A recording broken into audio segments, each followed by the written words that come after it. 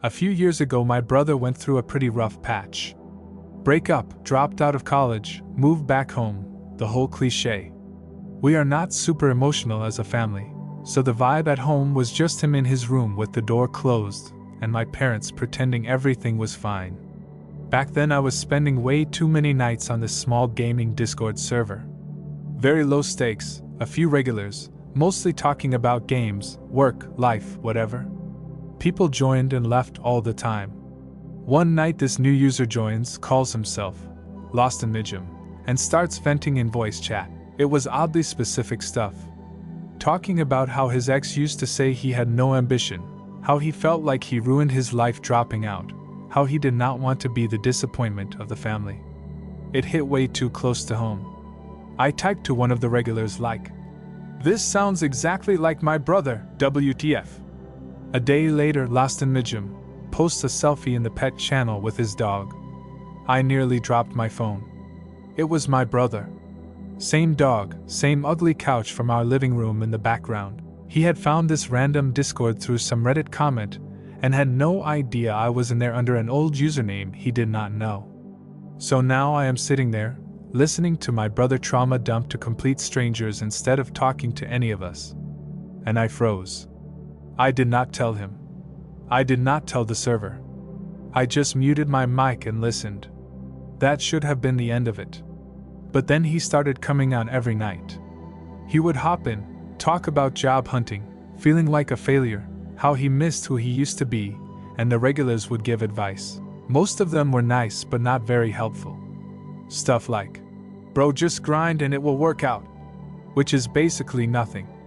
At some point one of the regulars joked that the server needed an old wise uncle to give proper life advice. I do not know what possessed me, but I made a second account. Brand new email, different voice settings, deeper tone, all of that. I joined as Uncle Mike. I pretended to be in my 40s, divorced, working some boring office job. I borrowed stories from coworkers and older cousins, mixed them together, and played this fake older guy who had already made every mistake in the book. And my brother clicked with Uncle Mike immediately. He would join the call and say, "Mike, you on tonight?" And I would change my mic settings and answer in that slightly lower voice. I started giving him the kind of advice I always wanted to give him as myself, but was too awkward to say to his face. Stuff like, "Make a stupid small goal for tomorrow, then do it. Clean one corner of your room. Apply to one job that feels slightly too high for you. You are allowed to be scared and still do it." Every night I logged in as Uncle Mike. I felt a mix of relief and guilt. Relief because I could finally say the things I wanted to say, and guilt because I was hiding behind a mask. I realized that sometimes, people need to hear advice from a stranger more than from someone who is supposed to be close. Over the next few weeks, my brother started to open up more. He shared stories about small victories at work, awkward conversations with colleagues, and even little things he was proud of that he had never told anyone. Every time he talked, I felt a strange sense of pride. He was growing, learning, and finding his confidence. I began leaving little messages that went beyond just advice. Notes of encouragement, reminders that he was capable, that mistakes didn't define him, and that small steps counted. I also shared stories of my own failures, disguised as tales from Mike, to show him that everyone struggles but still moves forward. Then, one evening, he mentioned a project he had completed at work that he thought was minor, but it actually impressed his boss. Hearing him describe it, I realized how much he had changed. The boy who used to sit silently in his room was now describing his achievements with excitement and clarity. I continued to guide him subtly, helping him build confidence in his job interviews and social interactions. I suggested small ways to connect with colleagues, encouraged him to ask questions, and even praised him for making tiny improvements. Slowly, he began to laugh more, joke more, and interact with people without fear. One night he said, "Mike, I don't know what I would have done without you. You're the only one who really gets me." I felt a lump in my throat. I knew I had to start stepping back, but it was hard to let go of the role I had taken so seriously. I began reducing my time online, replying less frequently, and letting him handle more challenges on his own. The process was gradual, and there were moments when I worried he might struggle without Uncle Mike. But I trusted that he had grown stronger and more capable. Weeks later, he came home, excited about a promotion at work. He smiled, told stories, and even suggested ideas for his next steps in life. Watching him, I realized that Uncle Mike had done his job. My brother was no longer just surviving, he was thriving. I also started to notice subtle changes in how he interacted with our family. He would help around the house without being asked, join conversations more willingly, and even offer advice to others when they faced challenges. It was like a small light had turned on inside him, and the energy he brought home felt contagious. There were times when I wanted to confess the truth, to tell him that Uncle Mike was me, his own sibling, all along. But I realized that the magic was in the belief he had in this imaginary mentor. That belief had given him the courage to take steps he never would have taken on his own. Every small decision he made, every new challenge he faced, felt like proof that he was discovering strength he didn't know he had. It was both humbling and inspiring to watch him grow in ways I hadn't imagined.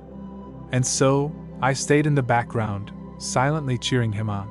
Every small accomplishment, every step forward, felt like a victory not just for him, but for me too. I learned that helping someone grow doesn't always need recognition. Sometimes the greatest gift is simply being there, even anonymously, and giving someone the push they need to find their own strength. It made me reflect on the times in my own life when support, even unseen, had made all the difference.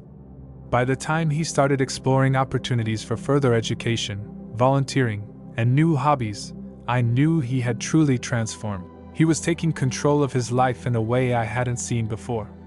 I had given him guidance, yes, but the courage, the drive, and the growth were all his own. I watched him tackle new experiences with determination, approaching each challenge as a chance to prove to himself that he could overcome anything. And for the first time in years, our home felt lighter. My brother laughed freely, shared his dreams, and even included me in moments of joy without realizing I had been part of that transformation. The pride I felt was quiet, unspoken, but it was there. Watching him become the person he was always capable of being was the most rewarding experience I could have imagined. Seeing him inspire others around him, offer advice to friends, and act with confidence made me realize that real growth creates a ripple effect, touching the lives of everyone nearby. He even started keeping a small journal, jotting down reflections on each day, the lessons he learned, and the little victories he celebrated. It was astonishing to see how a boy who once avoided facing life now embraced each moment with mindfulness and gratitude. The depth of his self-awareness grew, and his empathy for others deepened in a way that made me quietly admire him even more. Through it all, I never interfered directly anymore. I let him make decisions, even mistakes, knowing that each experience was teaching him resilience and self-reliance. And as I watched him laugh with friends, work hard on projects, and pursue personal goals, I understood that the best mentorship isn't about control, it's about presence, belief, and patience. And in that quiet guidance, without ever claiming credit, I had witnessed something remarkable: a life reshaped, a person renewed, and a bond that was stronger than words could ever express. If you enjoyed this story, feel free to share yours in the comments. Maybe we'll tell it in the next video. Bye.